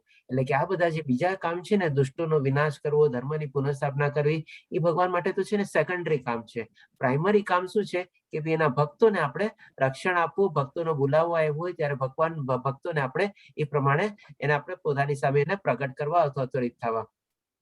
અને બાકી પછી તો આવ્યા પછી કંસનો નાશ કરે છે, બાકી બધા અસુરોનો બી નાશ કરે છે. અને એવી રીતે ઇવન ઇન્દ્ર ભગવાનની સામે બી જયારે ઇન્દ્ર ભગવાન શ્રી કૃષ્ણની સામે એટલા બધા વરસાદની કૃપા કરે છે ત્યારે આખો ગોવર્ધન પર્વત બી ઉપાડીને બધા લોકોને બચાવે છે. એટલે કે ભગવાન શ્રી કૃષ્ણ ત્યારે બધાના ભક્તોને બચાવવા માટે વધારે એનો મેઇન ઉદ્દેશ એ હતો. અને એ રીતે આપણે પ્રગટ થાય છે અથવા અવતરિત થાય છે એ આપણને સમજાવ્યું. એટલે કે આ 6ઠા, 7મા અને 8મા શ્લોકમાં ભગવાન શ્રી કૃષ્ણ આપણને સમજાવ્યું કે ભાઈ ક્યારે અવતરિત થાય છે, શું કામે અવતરિત થાય છે અને કેવી રીતે અવતરિત થાય છે. હવે આ સમજાવ્યા પછી હવે ભગવાન શ્રી કૃષ્ણ આપણને કહેશે 9મા શ્લોકમાં કહે છે આપણને કે હે અર્જુન, જે મનુષ્ય મારા પ્રાગટ્ય તથા કર્મની દિવ્ય પ્રકૃતિને જાણે છે. એટલે કે ઈ જ આવી ગયું આપણે ભગવાન શ્રી કૃષ્ણનો પ્રાગટ્ય કેવી રીતે થાય છે, કેવી રીતે અવતરિત થાય છે, અને સાથે સાથે જો આપણે એમના કર્મોની દિવ્ય પ્રકૃતિ જે છે એ પણ જાણી લઈએ તો શું થાય આપણને, તે આ શરીરને ત્યજ્યા પછી આ ભૌતિક જગતમાં ફરીથી જન્મ લેતો નથી, પરંતુ મારા સનાતન ધામને પામે છે. એટલે કે જો ભગવાન શ્રી કૃષ્ણને આપણે આ દિવ્ય પ્રગટ થવાની પ્રક્રિયાને જાણી લઈએ અને સાથે સાથે હવે જે ભગવાન શ્રી કૃષ્ણ આપણને વર્ણવશે કે એમના કર્મો કેવા છે અને કેવા એમના દિવ્ય કર્મો છે, એ દિવ્ય કર્મોને બી આપણે સરસ રીતે જાણી લઈએ તો એ જાણ્યા પછી બી આપણને આ ભૌતિક દુનિયામાં ફરીથી જન્મ લેવાની જરૂર રહેતી નથી. આપણે હંમેશા માટે મુક્તિ થઈ જઈએ છીએ કારણ કે આપણને સનાતન ધામ પ્રાપ્ત થાય છે. આ રીતે ભગવાન શ્રી કૃષ્ણ કહે છે આપણને. હવે આવી રીતે કોઈએ પ્રાપ્ત કર્યું હશે એટલા જ માટે ભગવાન શ્રી કૃષ્ણ કહે છે. તો હવે આગળ બી ભગવાન શ્રી કૃષ્ણ કહે છે 10મા શ્લોકમાં કે રાગ, ભય અને ક્રોધથી મુક્ત થયેલા, એટલે કે કેવી રીતે પ્રાપ્ત કર્યું હશે એ બી વર્ણવે છે. રાગ, ભય અને ક્રોધથી મુક્ત થયેલા, નિરંતર મારામાં જ પરોવાયેલા અને મારું શરણ લીધેલા ઘણાય મનુષ્યો ભૂતકાળમાં મારા જ્ઞાન રૂપી તપથી પવિત્ર થયા છે અને મારા માટેનો દિવ્ય પ્રેમ પામ્યા છે. એટલે કે એવું નથી કે ખાલી ભગવાન શ્રી કૃષ્ણ કહી દીધું કે ભાઈ મારું પ્રગટ થવાની પ્રક્રિયા અને દિવ્ય કર્મોની જાણી લેશે એટલે કે એને સનાતન ધામ પ્રાપ્ત થઈ જશે. પણ શું છે એના માટે સાથે સાથે ભગવાન શ્રી કૃષ્ણ આપણને બે ચીજ અહીંયા સમજાવે છે. એક તો એના માટે આપણી એલિજિબિલિટી સમજાવે છે, આપણી લાયકાત સમજાવે છે કે ક્યારે આપણે આવું જ્ઞાનને આવી સમજણ કેળવી શકીએ.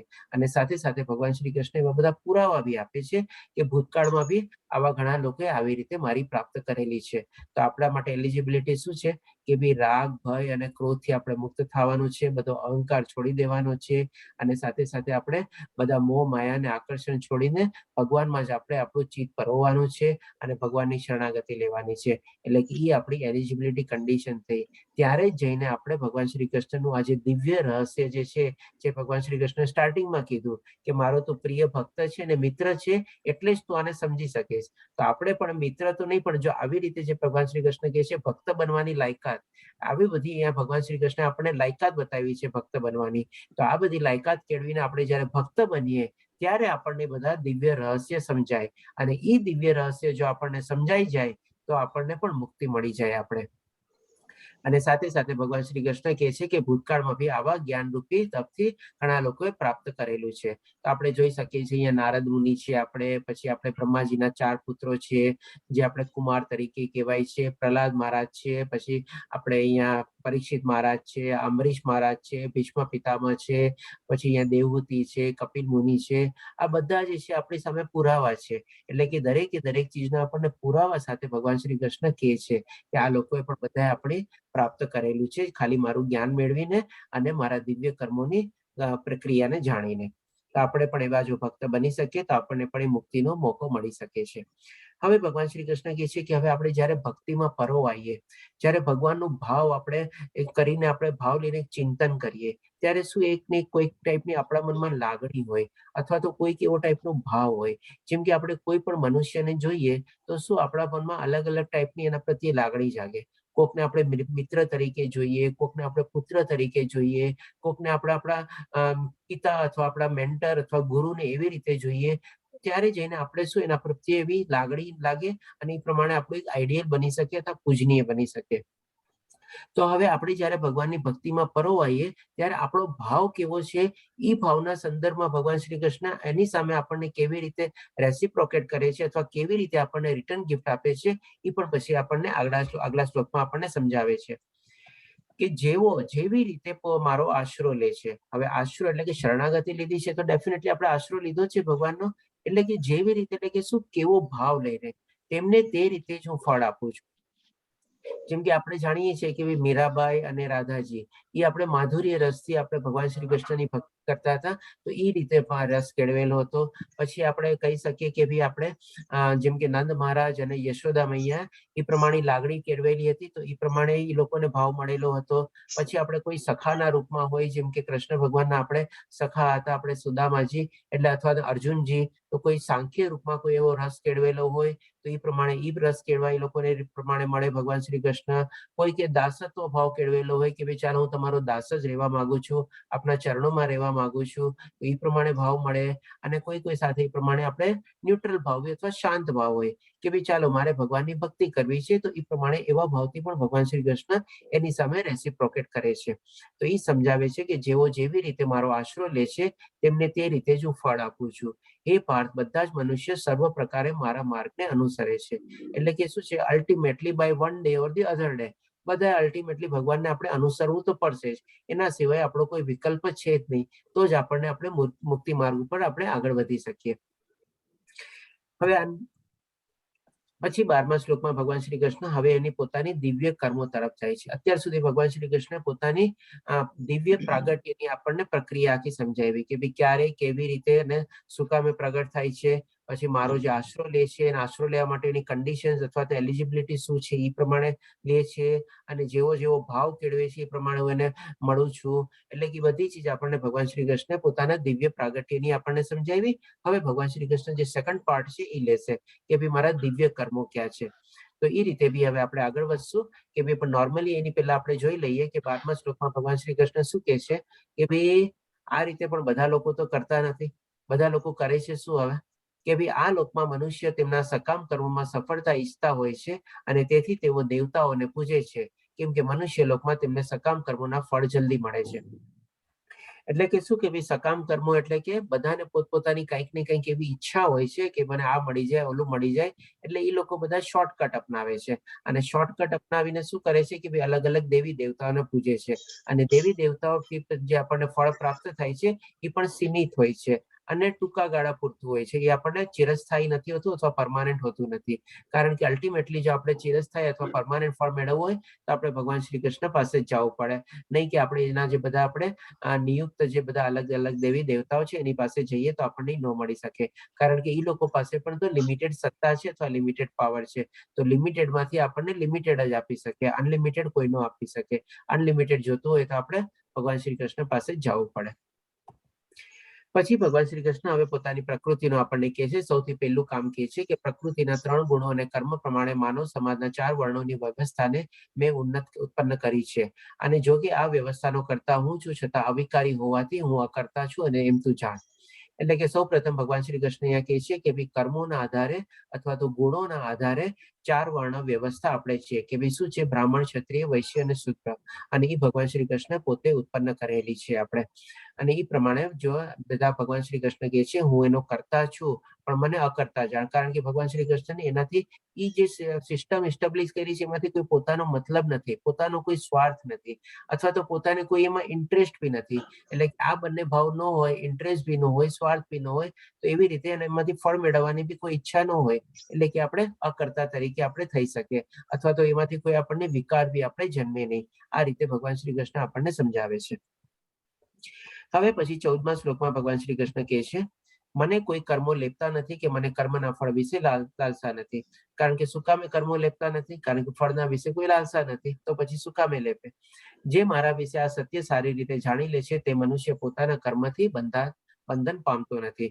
એટલે કે આ ભગવાન શ્રી કૃષ્ણની જે પ્રક્રિયા જે ભગવાન શ્રી કૃષ્ણ સમજાવી એ પ્રમાણે જો આપણે બી આપણા હિસાબે આપણે પ્રમાણે કર્મ કરતા રહીએ કે ભાઈ કર્મફળની આશા વગર, તો એ પ્રમાણે જેમ ગયા અધ્યાયમાં બી આપણને સમજાવ્યું, અહીંયા ફરીથી ભગવાન શ્રી કૃષ્ણ કહે છે એ પોતાના કર્મથી બંધાતો નથી, પણ એના જે કર્મ છે એ નિષ્કામ કર્મ થઈ જાય છે એવી રીતે. પછી ભગવાન શ્રી કૃષ્ણ 15મા શ્લોકમાં કહે છે કે આમ જાણીને પૂર્વના મુમુક્ષુએ કર્મ કર્યા હતા અને તેથી તે મોક્ષ પામ્યા હતા. એટલે કે કર્મ કેવી રીતે કરવાનું એ પણ આપણને ક્યાં ફરીથી આપણને માર્ગદર્શન મળે છે, સૂચન મળે છે કે ભાઈ કર્મ ફળનો ત્યાગ કરીને આપણે જો કરીએ તો એ આપણા બંધન કરતા કર્મ થતા નથી અને આપણા મુક્તિ વાળા કર્મ થઈ જાય છે આપણે. માટે પ્રાચીન કાળના પૂર્વજોની જેમ તું પણ દિવ્ય ભાવનામાં રહી તારો સ્વધર્મ બજાવ. ફરીથી ભગવાન શ્રી કૃષ્ણ અર્જુનને એ જ કહે છે કે તારો સ્વધર્મ બજાવ. એટલે કે સ્વધર્મ બજાવવા નિવાય તો આપણને કોઈ છૂટકો છે જ નહીં. એટલે એ પ્રમાણે આપણો સ્વધર્મ બજાવવાનો છે અને એ રીતે આપણે આપણા કર્મ કરવાના છે. બધાને મ્યુટ કરી દઉં છું. હવે પછી ભગવાન શ્રી કૃષ્ણ આપણને અહીંયા એક ટાઈપ આપણે ફૂલ સ્ટોપ મૂકે છે અને પછી હવે આપણને કર્મ વિશે થોડું ઘણું આપણને સમજાવે છે કે કર્મની આટીઘૂટી ઘણી સમજવી ઘણી કઠિન છે. તેથી મનુષ્ય કર્મ શું છે, નિષિદ્ધ કર્મ શું છે અને અકર્મ શું છે એ યોગ્ય રીતે જાણવું જોઈએ. કર્મની ગતિ બહુ ગૂઢ છે, એટલે કે બહુ ઊંડી છે અને બહુ આપણે ગૂંચવાયેલી છે આપણે એ રીતે ભગવાન શ્રી કૃષ્ણ અહીંયા વર્ણવે છે. અને સાથે સાથે આપણને કર્મના બી 3 ભાગ કરીને કહે છે કે ભાઈ આપણે શું કર્મ કરવા જોઈએ. એટલે કે આપણે નિષિદ્ધ કર્મ એટલે કે જે બાધ્ય કર્મ છે જે આપણે ન કરવા જોઈએ, અને સાથે સાથે આપણને અકર્મ એટલે કે આધ્યાત્મિક કર્મ જે કરવા જોઈએ એ બધું બી આપણને સૂચવે છે. 3 કર્મ ક્યાં આપણને? તો કે એક થયું આપણે સકામ કર્મ એટલે કે શું? ફળની આશા રાખીને આપણે જે કર્મ કર્યું હોય એ થઈ ગયા આપણા સકામ કર્મ. નિષિદ્ધ કર્મ એટલે શું? કે ભાઈ જેમ કે કોઈને હાનિ પહોંચાડવી, ધર્મના માર્ગ ઉપર ન ચાલવું, કોઈને આપણે ક્ષતિ પહોંચાડવી, એ બધા આપણા નિષિદ્ધ કર્મ થઈ ગયા અથવા બાધ્ય કર્મ થઈ ગયા અથવા નેગેટિવ કર્મ થઈ ગયા આપણે, જે આપણને નીચેતર લોકમાં તરફ લઈ જાય.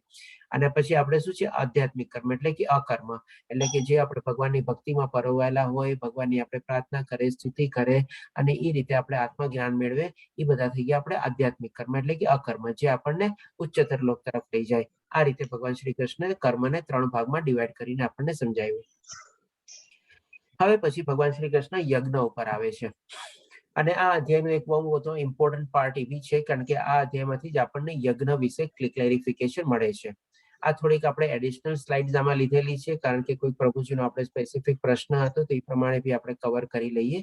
કારણ કે ઓરિએન્ટેશન ક્લાસમાં આપણે જે પ્રમાણે બ્રેકઅપ ક્લાસરૂમમાં બધું કર્યું હતું એમાં એક પ્રભુજી આપણને પૂછ્યું હતું કે ભાઈ યજ્ઞ કોને કહેવાય, અને એને આપણે ધન યજ્ઞ ને બધું એનું હતું એ પ્રમાણે. તો આ 24મા શ્લોકમાં ભગવાન શ્રી કૃષ્ણ કહે છે જે મનુષ્ય કૃષ્ણ ભાવનામાં પૂર્ણ રીતે તલ્લીન રહે છે તે નિશ્ચિતથી ભગવત ધામને પામે છે, કેમ કે તે એવી દિવ્ય આધ્યાત્મિક ક્રિયાઓમાં રત રહે છે કે જેમાં હવન પણ બ્રહ્મ છે અને અર્પિત આહુતિ પણ બ્રહ્મ છે. હવે આ શ્લોકને અત્યારે સમજવો થોડો ડિફિકલ્ટ થશે આપણે, પણ તેમ છતાં હું આપણે કોશિશ કરું છું કે સાદી અને સરળ ભાષામાં આપણે સમજાવવાની કોશિશ કરીએ.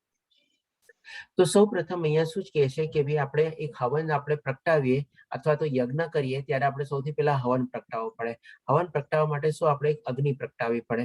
તો એ આપણે શાસ્ત્રમાં આપણે અગ્નિને છે ને 6 શબ્દને આપણે એ પ્રમાણે અગ્નિ રીતે વર્ણવેલી છે. સૌ પ્રથમ આપણે સ્વર્ગલોક અગ્નિમાં આવી જાય છે, વાદળ અગ્નિમાં આવે છે, પૃથ્વી અગ્નિમાં આવે છે, નર અથવા પુરુષ અગ્નિમાં આવે છે અને સ્ત્રી. આ પ્રમાણે આપણે 5 ચીજ આપણે અગ્નિમાં આવે છે અને આપણે અગ્નિ તરીકે જાણીએ છીએ, જે આપણે વૈદિક શાસ્ત્રોમાં પ્રમાણે એને અગ્નિ તરીકે રિપ્રેઝન્ટ કરેલી છે. હવે જયારે આપણે હવન કરીએ ત્યારે અગ્નિ પ્રગટાવી લીધી પછી એમાં આપણે શું કરીએ, આહુતિ આપીએ. તો આહુતિ પણ કઈ છે, એ પણ 5 પ્રકારની આહુતિ છે. આપણે તો આહુતિ શું છે, સૌ પ્રથમ તો આપણી શ્રદ્ધા, આપણો ભાવ અથવા તો ભગવાન શ્રી કૃષ્ણને આપણી કેવી પ્રમાણે આપણી આસ્થા છે. પછી આપણે ભોગતા. ભોગતા કોણ છે, તો કે ભગવાન શ્રી કૃષ્ણ પોતે જ છે. પછી વરસાદ, એટલે કે વરસાદ રૂપે બી આહુતિ થાય. અને પછી અનાજ અને વીર્ય, એટલે કે આ 5 ટાઈપની આહુતિ એમાં અપાય છે યજ્ઞમાં.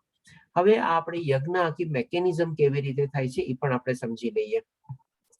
સૌ પ્રથમ તો સ્વર્ગ લોકમાંથી આપણે આત્મા નીચે આવે છે આપણે, અથવા તો એ પૃથ્વી ઉપર આવે છે અને એ વરસાદ રૂપે બી આવે છે આપણે. અને કારણ કે આત્માને આપણે આવવાનું છે ને કોઈ આપણે ઓલું નથી હોતું કે ભાઈ કોઈ બી રૂપમાં આવી શકે, કારણ કે બધા આપણે આત્માના ફીચર્સ છે જે આપણે 11 થી 30 શ્લોકમાં બીજા અધ્યાયમાં જાણી ગયા હતા આપણે. એટલે કે વરસાદ રૂપે બી આવી શકે. પછી જયારે વરસાદ રૂપે જયારે પૃથ્વી ઉપર ને બધું આવ્યા ત્યારે એમાંથી ધાન્ય પાકે અથવા તો અનાજ પાકે, અને અનાજ પાકે પછી આપણે શું ભોજન કરીએ. આપણે આ ભજન નથી પણ ભોજન છે, અને એ ભોજન કરીને આપણા શરીરની અંદર જાય. અને એ જયારે ભોજન આપણી અંદર ગયું ત્યારે આપણા પુરુષના શરીરમાં આપણે વીર્ય બને, અને એ વીર્ય પછી જયારે સ્ત્રીના બીજા રોપણ થાય આપણે ગર્ભાશયમાં, ત્યારે પછી એમાંથી ફરીથી પાછો મનુષ્યનો જન્મ થાય અને મનુષ્ય ફરીથી પાછો યજ્ઞ કરે. અને એ યજ્ઞ પાછું સ્વર્ગ લોકમાં દેવલોક ને બધા જે છે દેવી દેવતાઓને બધા લોકોને પ્રસન્ન કરવા માટે થાય. એટલે કે આ આખી યજ્ઞની પરિક્રિયા છે, સર્કલ થયું આપણે, કે જેમાં ભગવાન શ્રી કૃષ્ણ શું કે છે, જેમાં હવન પણ બ્રહ્મ છે અને અર્પિત આહુતિ પણ બ્રહ્મ છે. એટલે કે આ જે સમજાયું ને એ આપણે જેને આપણે યજ્ઞની ડેફિનેશન ને સમજી હતી ને એ પ્રમાણે થયું. પણ આ ટાઈપના યજ્ઞ છે ને અત્યારે આ થતા નથી. આ બધા જે આપણે સતયુગમાં ને બધા ત્રેતાયુગમાં જે યજ્ઞ થતા એ યજ્ઞ સમજાવવા માટે મેં અત્યારે થોડું આપણે ડિટેલમાં આ પ્રમાણે લીધું આપણે. પણ હવે આપણે આ યુગમાં બધા કેવી રીતે યજ્ઞ થાય છે એ બી આપણે સમજી લઈએ. જે ગઈકાલે આપણે સમજ્યા હતા ત્રીજા અધ્યાયમાં બી કે કલયુગમાં આપણે યજ્ઞ કેવી રીતે કરવાનો છે. તો 26મા શ્લોકમાં એ જ આપણે કહે છે, વળી કેટલાક શ્રવણ ક્રિયાને અને ઇન્દ્રિયોને સંયમ રૂપ અગ્નિમાં હોમે છે. સૌ પ્રથમ આપણે શ્રવણ ક્રિયાને લઈ લઈએ. શ્રવણ ક્રિયાને એટલે કે શું, સાંભળવું. એટલે કે આપણે શ્રવણ કરવું એટલે કે સાંભળવું. આપણે જેમ અત્યારે ભગવદ્ ગીતાનું અધ્યયન કરીએ છીએ, આપણે આ બધા અત્યારે સાંભળો છો, તો એ પણ એક આપણો યજ્ઞ છે આપણે. અને પછી ત્રીજો પ્રકારનો કયો યજ્ઞ કહે છે, ઇન્દ્રિયોને સંયમ રૂપી અગ્નિમાં હોમે છે. એટલે કે ઇન્દ્રિયોને સંયમ રૂપે એટલે કેવી રીતે, જે આપણી બધી જ્ઞાનેન્દ્રિયો અને કર્મેન્દ્રિયો જે બધી છે અને જે બધા ઇન્દ્રિયોના વિષયો છે એને આપણે સંયમ રૂપી અને આપણે મનને કેળવીને એના ઉપર કાબુ અને એના ઉપર પ્રભુત્વ મેળવવાની કોશિશ કરીએ. એટલા માટે કે અંદર આપણે છે ને એક અગ્નિ પ્રગટાવીએ છીએ. શેની અગ્નિ પ્રગટાવીએ છીએ, તો કે સંયમ રૂપીની આપણે અગ્નિ પ્રગટાવીએ છીએ. અને સંયમ કોના ઉપર આપણે મેળવવા ઈચ્છીએ છીએ, આપણે મન ઉપર અને આપણા ઇન્દ્રિયોના વિષયો ઉપર. એટલે કે એ આપણી અંદરમાં જે અગ્નિ પ્રગટે છે આપણે, જેનાથી આપણે ઇન્દ્રિયોને આપણે કાબુમાં રાખી શકીએ છીએ, મનને કાબુમાં રાખી શકીએ છીએ, અને એ રીતે પછી આપણા બધા ઇન્દ્રિય વિષયો આપણા મનમાંથી ખરી પડે છે. એવી ટાઈપની આપણે અગ્નિ પ્રગટાવીએ છીએ. એટલે કે એ પ્રમાણે કીધું. અને પછી હજી એક ટાઈપનો યજ્ઞ ભગવાન શ્રી કૃષ્ણ કહે છે, અને બીજા કેટલાક શબ્દ વગેરે વિષયોને ઇન્દ્રિય રૂપે અગ્નિમાં આવે છે. શબ્દ રૂપે એટલે કે શું, જેમ આપણે બધા ફોટો જોઈ શકો છો, બધા આપણે હરે કૃષ્ણ નામનો મહામંત્રનો જપ કરતા હોય, જેમ કે હરે કૃષ્ણ કૃષ્ણ કૃષ્ણ હરે હરે, હરે રામ રામ રામ હરે હરે. આપણે શબ્દ બોલીને આપણે જપ કરીએ છીએ અથવા તો માળા જપીએ છીએ 108 મણકા વાળી. અને એ રીતે આપણે આપણા ઇન્દ્રિયોને આપણે અગ્નિમાંથી આપણે કાબુમાં રાખવાની આપણે કોશિશ કરીએ છીએ. કારણ કે આપણા શબ્દો રૂપી જ આપણે એવી અગ્નિ પ્રગટાવીએ છીએ અને એમાંથી આપણી બધી ઇન્દ્રિયોને આપણે એમાં બિઝી રાખીએ છીએ અથવા એક્ટિવ રાખીએ છીએ, કે જેથી કરીને એના ઇન્દ્રિય વિષયો જે છે આસ્તે આસ્તે બધા ખરી પડે. આ થયો આપણે ત્રીજો ટાઈપનો યજ્ઞ. આપણે હજી ભગવાન શ્રી કૃષ્ણ બીજા બી યજ્ઞ વર્ણવશે, આપણે એ બી જોઈએ. પછી આમાં ભગવાન શ્રી કૃષ્ણ ધનનો યજ્ઞ કહે છે. એટલે કે આમ કોઈ ધનથી યજ્ઞ કરનારા હોય છે, કોઈ તપથી યજ્ઞ કરનારા હોય છે. તપ એટલે કે શું કે અષ્ટાંગ યોગને બધું ફોલો કરવું, જે આપણે 6થા અધ્યાયમાં લઈશું. હોય છે તો વળી કેવું ઉગ્ર વ્રત ધારણ કરી અષ્ટાંગ યોગ રૂપ યજ્ઞ કરનારા હોય છે. એટલે કે આ રીતે ભગવાન શ્રી કૃષ્ણ આપણને અલગ અલગ પ્રકારના 5 થી 6 ટાઈપના યજ્ઞ બતાવ્યા. પછી ભગવાન શ્રી કૃષ્ણ કહે છે કે જ્યારે કેટલાક પ્રબુદ્ધ પુરુષો આત્મજ્ઞાન વધારવા માટે વેદ શાસ્ત્રના અભ્યાસરૂપ યજ્ઞ કરે છે. એટલે કે આપણો 6થો યજ્ઞ થઈ ગયો. આપણે પહેલો યજ્ઞ આપણે સમજ્યો કે ભાઈ જેમાં બ્રહ્મ બી અગ્નિ છે, આહુતિ બી યજ્ઞ છે, એ પ્રમાણે આપણે સમજ્યા. પછી બીજો યજ્ઞ આપણે શ્રવણ વાળો સમજો, ત્રીજો યજ્ઞ આપણે શબ્દરૂપી સમજો, ચોથો યજ્ઞ આપણે અહીંયા ધનથી સમજો, પાંચમો યજ્ઞ આપણે તપથી સમજો અને 6થો યજ્ઞ આપણે અહીંયા જ્ઞાનથી સમજો. કે જેમાં ભગવાન શ્રી કૃષ્ણ શું કહે છે, જ્યારે કેટલાક પ્રબુદ્ધ પુરુષો આત્મજ્ઞાન વધારવા માટે વેદ શાસ્ત્રના અભ્યાસરૂપ યજ્ઞ કરે છે. એટલે કે જે બધા અલગ અલગ આપણે શાસ્ત્રો છે, વેદો છે, ઉપનિષદો છે, પુરાણો છે, એ બધાનું અધ્યયન કરીને એ પ્રમાણે જ્ઞાન મેળવવાની કોશિશ કરે છે. અને એમાં જ એ લોકો પ્રવૃત્ત થયા છે. અને એ પ્રમાણે આપણે આ 6થો યજ્ઞ થયો. હવે આ 6 યજ્ઞ વર્ણવીને ભગવાન શ્રી કૃષ્ણ હવે એનાથી આપણને એક બીજી ચીજની આપણે કમ્પેરેટિવ બી આપણને કહેશે. એની પહેલા ભગવાન શ્રી કૃષ્ણ આપણને કહે છે કે આ 6 માંથી જો કોઈ યજ્ઞ ન કરતું હોય તો એની દશા કેવી થાય છે એ કહે છે આપણને 31મા શ્લોકમાં. તો હે કુરુશ્રેષ્ઠ અર્જુન, યજ્ઞ નહીં કરનારો પુરુષ આ લોકમાં સુખપૂર્વક જીવી શકતો નથી, તો પરલોકની વાત જ શું થઈ. એટલે કે જો આ 6 યજ્ઞમાંથી બી એક યજ્ઞ બી જો આપણે ન કરતા હોઈએ અને મોસ્ટલી કલયુગમાં આપણે જે છે આપણે હરિનામનો જપ કરવો અથવા હરિનામનું કીર્તન કરવું, એ જ આપણે યજ્ઞ એક અત્યારે પોસિબલ છે. આપણે બાકી બધા કોઈ અને શ્રવણ વાળો યજ્ઞ કે ભાઈ જેટલું બની શકે એટલું આપણે જ્ઞાન મેળવવાની ને બધાની કોશિશ કરવાની. એ રીતે આ 6 માંથી જો કોઈ એક પણ યજ્ઞ ન કરતો હોય તો આ લોકમાં પણ એની નથી ગતિ થવાની અને તો પછી પરલોકની તો વાત જ શું. એટલે કે કદાચ હોઈ શકે ફરીથી એને મનુષ્ય જન્મ તો મળવાના ચાન્સીસ એકદમ 0 બરાબર થઈ જાય. અને હોઈ શકે કે ભાઈ એને નીચલી યોનિમાં અથવા કોઈ પશુ યોનિમાં બી જન્મ મળી શકે જો આ રીતે યજ્ઞ ન કરે તો. આપણે હવે આ બધું કીધા પછી ભગવાન શ્રી કૃષ્ણ હવે 33મા શ્લોકમાં એક કમ્પેરેટિવ આપણને સમજાવે છે કે હે પરંતપ, ધનથી કરાતા યજ્ઞ કરતા જ્ઞાન યજ્ઞ વધારે સારો છે. એ પાર્થ, યજ્ઞ બુદ્ધિથી કરેલા કર્મની સમાપ્તિ આધ્યાત્મિક જ્ઞાનમાં થાય છે. કારણ કે શું કામે ભગવાન શ્રી કૃષ્ણે આમ કીધું કે ભાઈ ધનથી જે યજ્ઞ કરાતો હોય એના કરતા જે જ્ઞાન યજ્ઞ છે એ વધારે સારો છે. હવે આપણે જોશું કે ભાઈ ધનથી માની લો કોઈની પાસે આજે પૈસા ને બધું આવી ગયા અને એ પ્રમાણે એને ડોનેશન આપ્યું, તો હવે એને જે ડોનેશન આપ્યું છે દેટ મીન્સ એ માને છે કે મેં ધન યજ્ઞ કર્યો. સારું માની લીધું કે ભાઈ સારું જગ્યાએ proper time, proper place, proper પર્સનને ડોનેશન આપેલું છે, જે ભગવાન શ્રી કૃષ્ણ આપણને 17મા અધ્યાયમાં સમજાવશે કે ધનથી બી દાન આપીએ તો કેવું હોવું જોઈએ.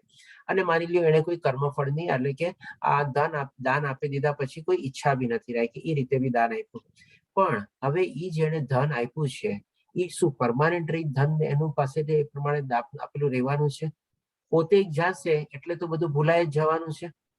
અને જેને આપ્યું હશે એને બી માની લ્યો પોતે જેને આપ્યું હશે એ બી વયો ગયો તો ભૂલાઈ ગયો. અને માની લો એને જાતા પહેલા શું છે કે ભાઈ જેને સંસ્થાને કે જે કોઈને દાન આપેલું છે તેના નામ તકતી કે કઈ બી આપણે લગાડી દીધું.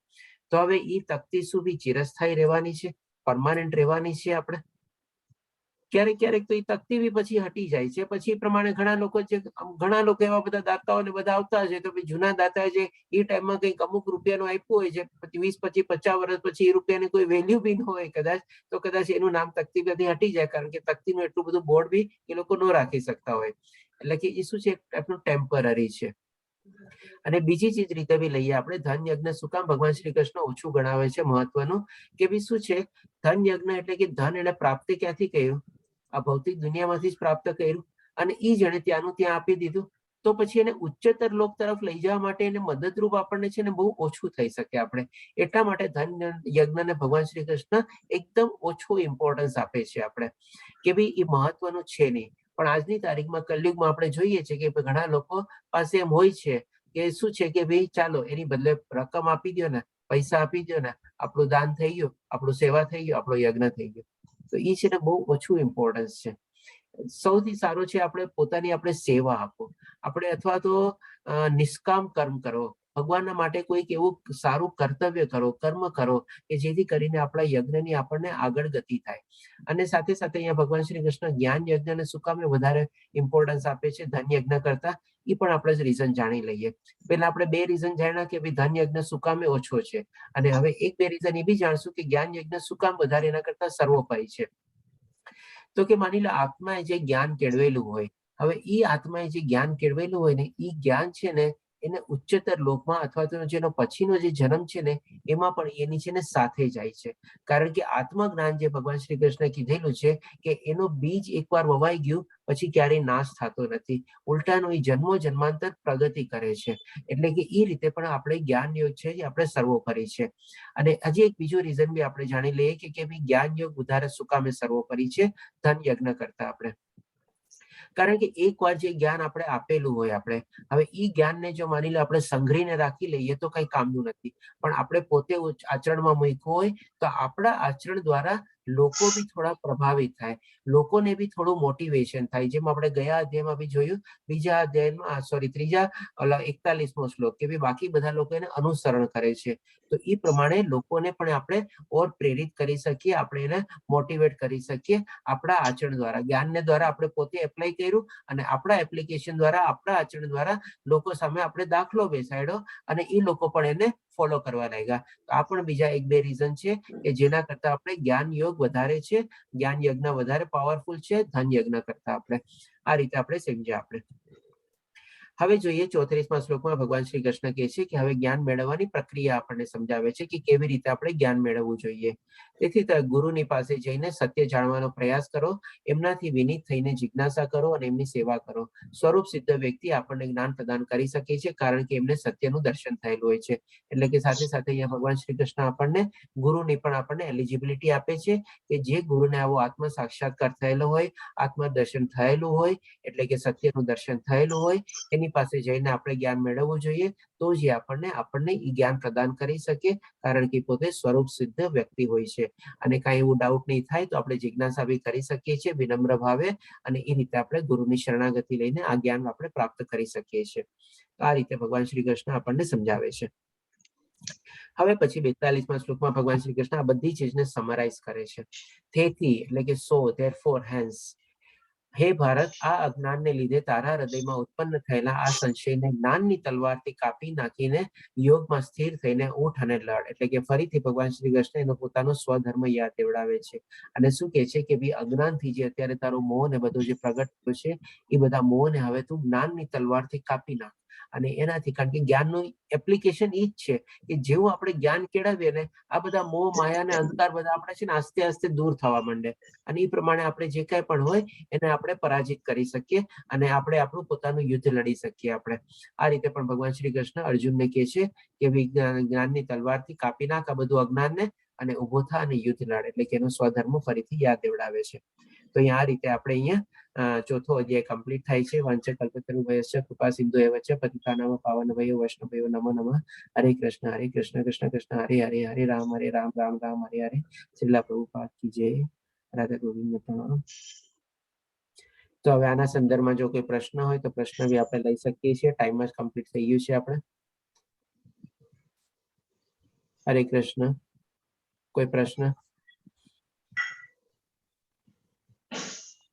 હરે કૃષ્ણ પ્રભુજી. હરે કૃષ્ણ પંકજ પ્રભુજી. હવે જેમ આપણે ધર્મની વાત કરી, સૌપ્રથમ પહેલા હું પૂછું પંકજ પ્રભુજી આપને પ્રશ્ન. ભારત દેશની અંદર આ પ્રશ્ન થોડો અલગ છે. ભારત દેશની અંદર છે ઘણા બધા દેવી દેવતાઓ, કરોડો દેવી દેવતાઓની પૂજા કરવામાં આવે છે એને બરાબર.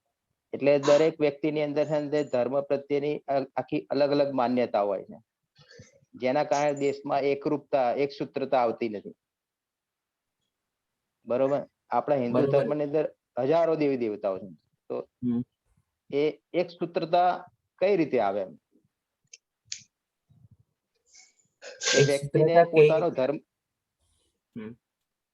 વ્યક્તિને પોતાનો ધર્મ કઈ રીતે સમજવો જોઈએ?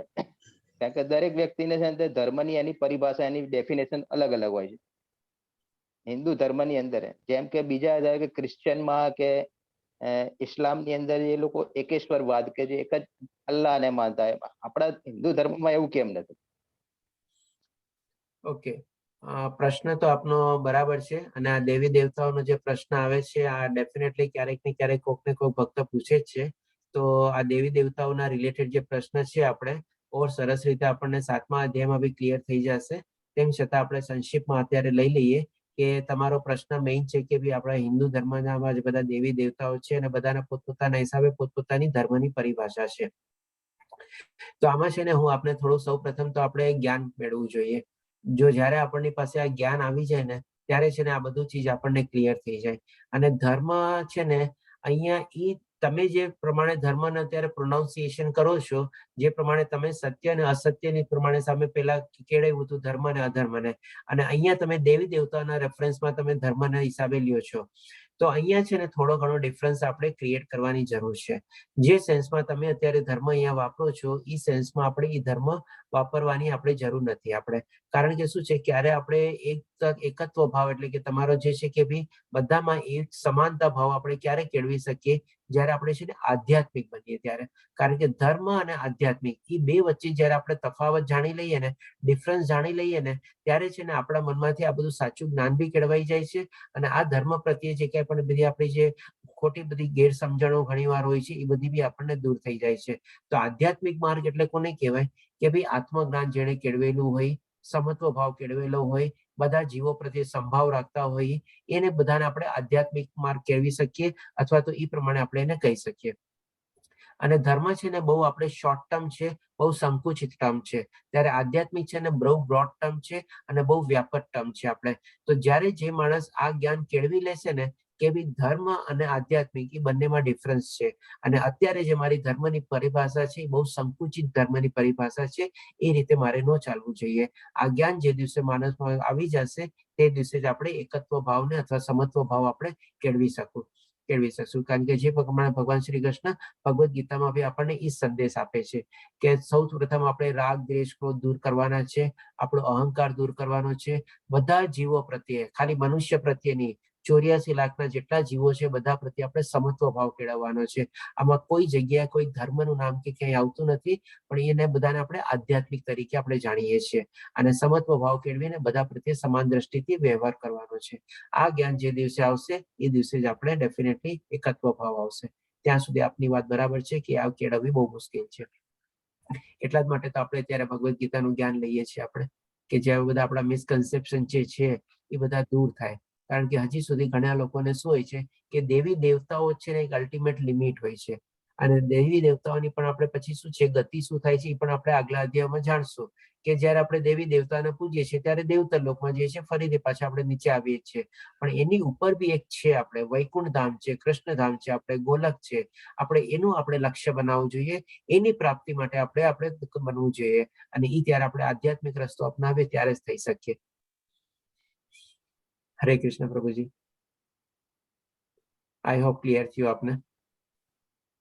શ્યોર પ્રભુજી. બીજો કોઈ પ્રશ્ન કોઈનો?